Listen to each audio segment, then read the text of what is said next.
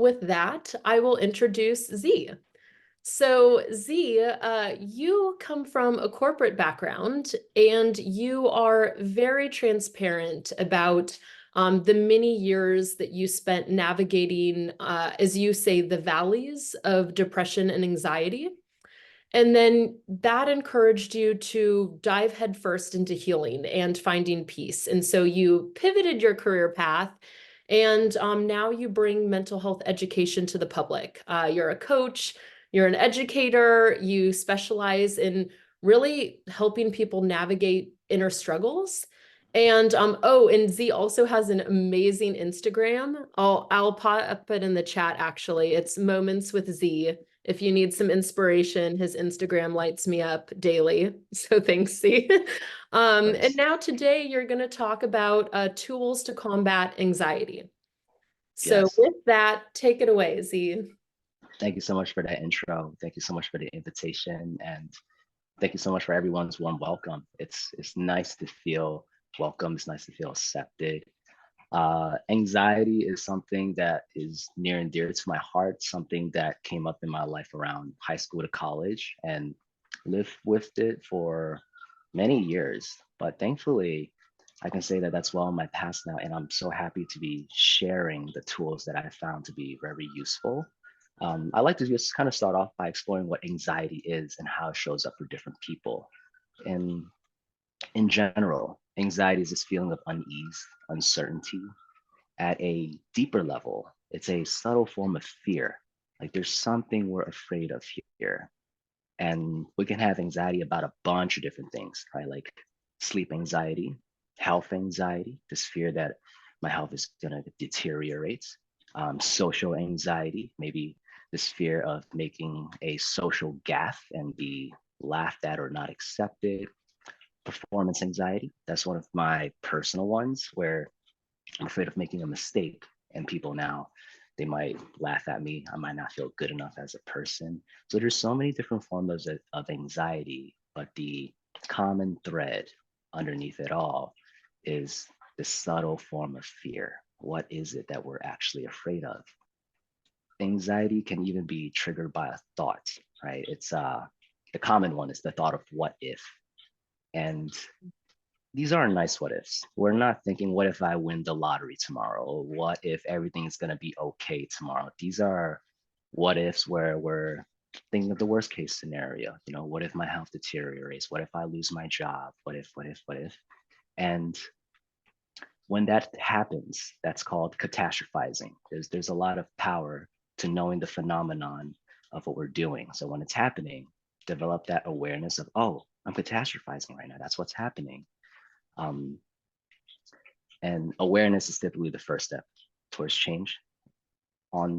Similarly, on that note, anxiety can even be projected onto us, right? Growing up in a household where family members project their anxiety onto us. It can be small things that happen around the house. This happened to me once. Had a bowl of rice, I dropped it, right? I wouldn't think it was too big of a deal. We'll clean it up. Family member freaked out, got yelled at, and ever since that moment, I'd had this carry this tension of like, oh, I better not mess up. And I carried that for a big part of my life. I just, in general, I didn't feel safe. Um, so yeah, anxiety can even be projected onto us. And at a deeper level, it can even show up for no reason that we're consciously aware of. It can be so deeply buried in the subconscious, it just becomes this thing that we feel all the time and we don't even know why. But thankfully, in all these situations, there are ways that we can alleviate our anxiety. Now, Amy, with your permission, I would love to kind of explore your personal experience with anxiety if you're open to that. Yeah. Awesome. And yeah, and this is not meant to like resolve anything on the spot. This is really more so to showcase like the importance of gaining clarity on our anxiety. So in your situation, like what's your experience with anxiety like?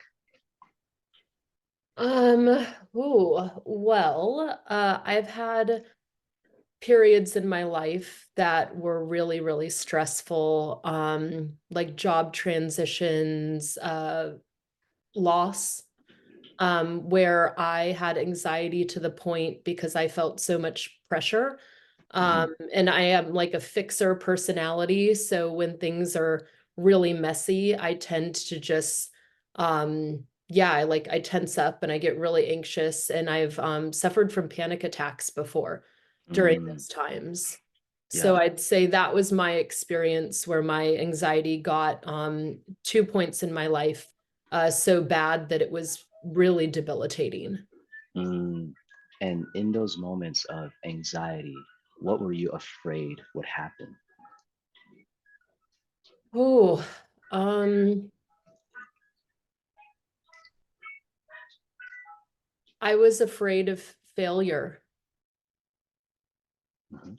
that I couldn't do it, I couldn't manage it, I wasn't enough. Like those bad inner critic things just took over. Mm. Um, you said that you're afraid of failure, right? Mhm. In those situations. And if you were to fail, what would that mean? Now in a healthy place, I Mhm. can say that failure means I start over and I rebuild. But Mhm. in anxiety Amy mode, Yeah. I mean, failure, it was just terrifying. It was the worst. The whole, well, what do I do? What value as a human do I have? Like, Mhm. questioning every talent and aspect of me that is positive, like turning that negative. Yeah. Yeah. Yeah. Oh, yeah. I mean, we can see in the chat right now, especially with Gemma, like she can relate. I'm sure many people can relate. It's this feeling of, if we fail, we might not even be good enough, and that's very common in today's day and age. Now, I just like to kind of zoom out in these type of situations to notice how our role as a creator throughout this entire process. We create through our imagination of like, what if I fail? This is going to be terrible if I fail. We're creating through our imagination, and then we're attaching meaning to that possibility. Well, if that happens, that must mean I'm a fail. That must mean I'm not good enough. That must mean I have nothing to offer as a human being. But now, healthy Amy created a different meaning, it attached a different meaning to that outcome, which is, well, it just means that, failure could be a part of success. I got to go back to the drawing board, rejuvenate, replenish my energy. So I just wanted to make it abundantly clear throughout this process that we are creating throughout this entire process of anxiety.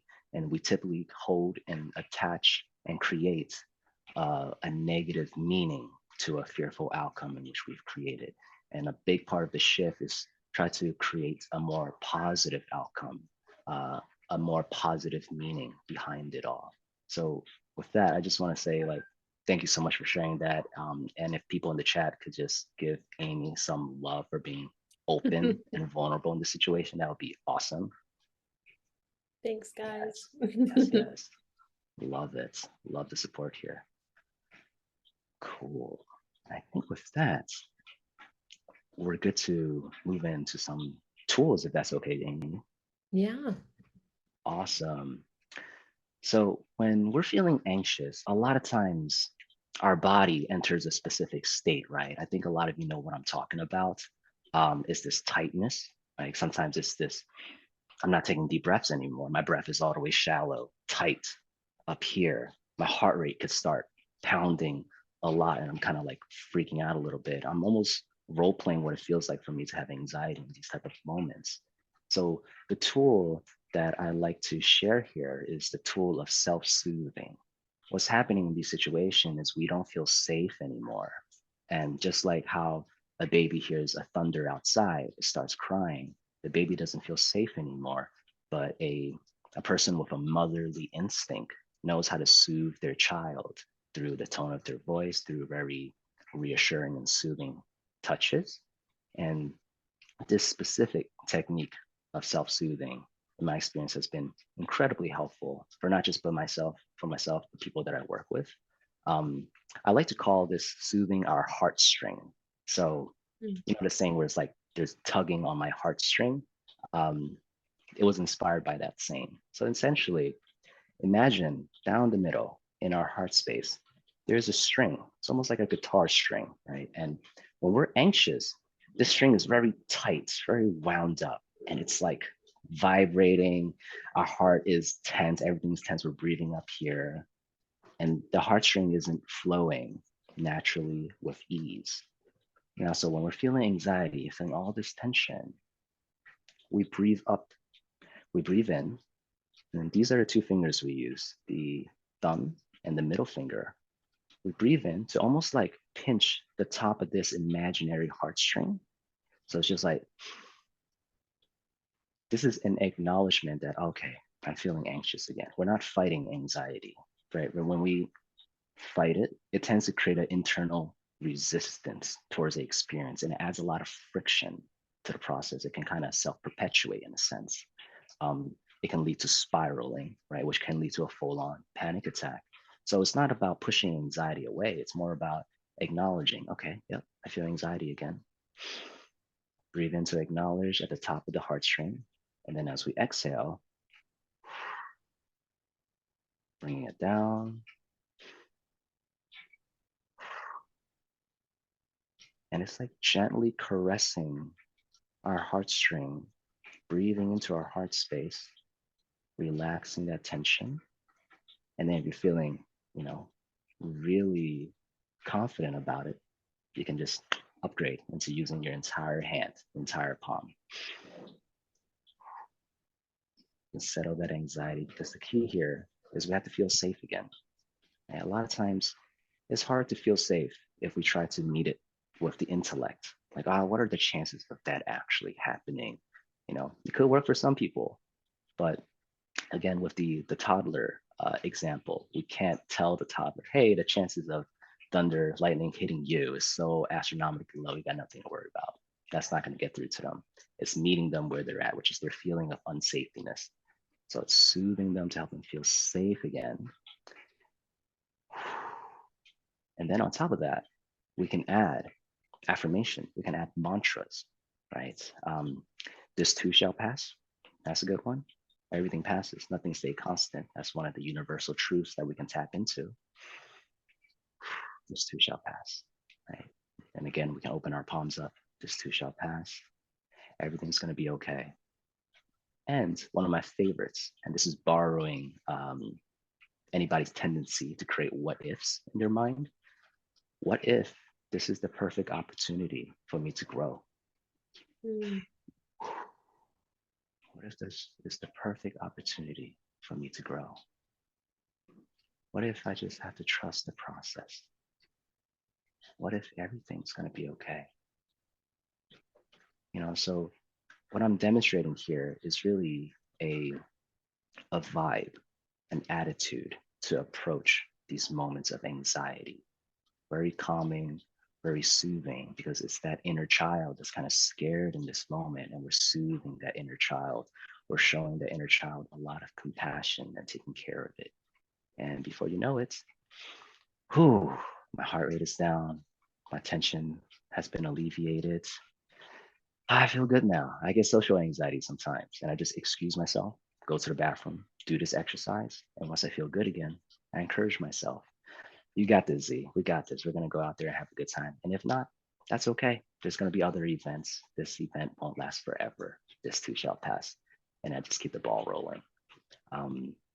So yeah, that's one of the main tools that I find to be incredibly helpful when it comes to alleviating our anxiety. Is this tool of self-soothing.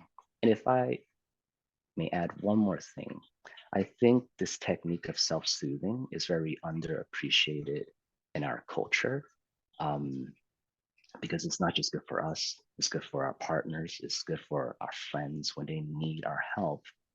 It's important for us to soothe them. I won't speak for all guys in this situation. I'll speak for myself as a male and a lot of my male friends with female partners. A mistake I used to make was trying to soothe intellectually, right? If my girlfriend comes to me and they are struggling with something, I'll just be like, oh, this is the solution. Why don't you just do that?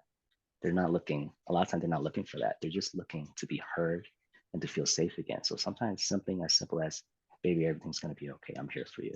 And then a gentle, reassuring, calming touch to the back of their back, their neck. It's very reassuring.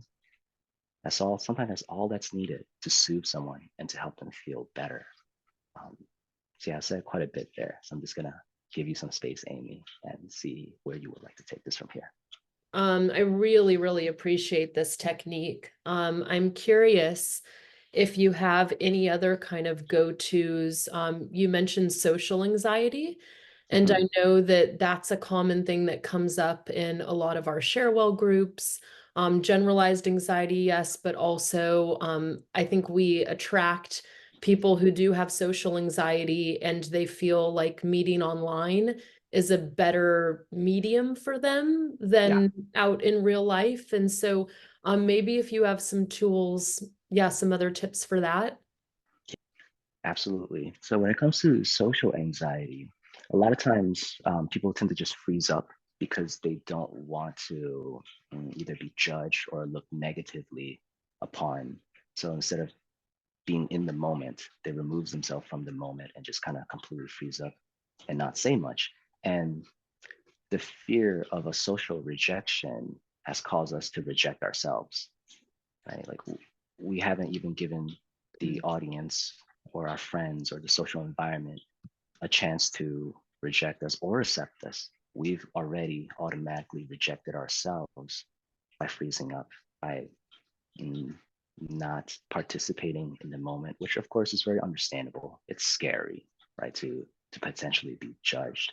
Um, and the tool to practice here is self-acceptance, right? It is self-love. Before anybody else can reject us, it's important that we don't reject ourselves. And it's okay to make a social gaffe. It's okay to not be accepted by certain people. In fact, we're not going to be everybody's cup of tea. And that's okay. It's being okay with being seen in a different light to different people. Some people will love us, right? Some people will love us exactly as we are. And some people, no matter what we do, will never love us. And that's okay, because at the end of the day, I love myself, and that's enough. Um, so that's the key takeaway here in these type of social anxiety situations. Love yourself enough to express yourself. Love yourself enough to not reject yourself. Feel safe. Find a circle where you feel safe to express and explore socializing. Yeah, I'm curious too, Z. You've mentioned pretty openly about really focusing on finding peace. Mm, And so, do you have any daily practices or weekly things? Like, how do you create more peace in your life to mhm. alleviate those times of anxiety? Yeah, that's a great question. Thank you so much for asking this. Um, this this ability to look inward is the most important skill we can develop when it comes to nurturing, honing, and protecting our peace. I There was a part of my life where I looked externally. I'm trying to fix so many things externally in my life, hoping that that would trigger a peaceful inner state of being. But nowadays, it's always looking inward. And this isn't so much a practice as it is a mode of living now. Like even in this moment right now, I can see everybody, this laptop in front of me, but I'm very much in tune with how I feel internally right now. And internally, I feel at ease, I feel at peace. And if someone says something inflammatory, it now has to go through this bubble, this filter before it can enter this peaceful space I've cultivated. Um, so being able to look inward, tapping into our heart space and just seeing how am I feeling right now, that's going to be very important for people to start cultivating their own peace. And to make it a bit more specific, um, a breathing exercise to help you look inward, right, is it's going to be very similar to the anxiety one. Um, a lot of times we exist up here, we're thinking, a lot of thoughts coming up here. It could be a lot. So to tap into the inner space, the heart space, again, we inhale to acknowledge, okay, I'm in the thinking mind now. Imagine breathing into here, acknowledge, and then as I exhale, I guide my attention inward to my heart space. So down to my heart space. And now this is where I feel everything now. I'm not really thinking anymore. I'm just feeling, and I feel calm, I feel chill, I feel good. And this is a practice everyone can do. just dropping into their heart space, looking inward. Yeah, Z, are there any other go-to tools that you want to make sure before we dive into Q&A that you want to make sure the audience walks away with? Yeah, absolutely. I'm so happy to see in the chat so many thumbs up, people saying at peace, love the breathing exercise, more relaxed now. Thank you, Whitney. Your presence is so calm, easy.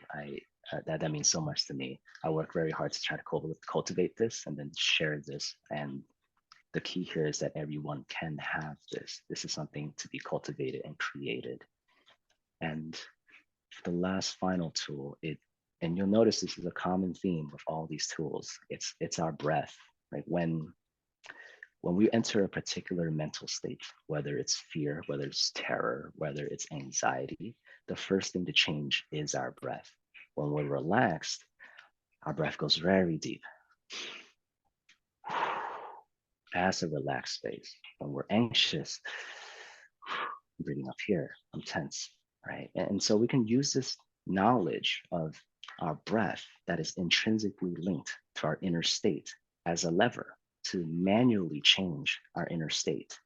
So if I'm feeling a little anxious right now, and I'm breathing up here, okay, I remember I could just leverage my breath manually to bring me to a calm state of being. Okay, what kind of breathing? Ah, yes, deep breathing. Everything's gonna be okay. It's gonna be okay. You see how it all comes down to our breath. We're not taught how to breathe. You know, a lot of people hold very shallow breaths. And once we can relax into a deeper breath, deeper relaxed state of being, then everything else will start to flow. So if there's only one takeaway here, it is to become very conscious of how you're breathing. And thank you again, Z. Be me love. So happy to Thank share. you for Thank you, being everyone. a part of the ShareWell family. It's an honor. And to you all, thank you for attending, and we'll see you in the next talk. Take care, everyone. Okay, bye.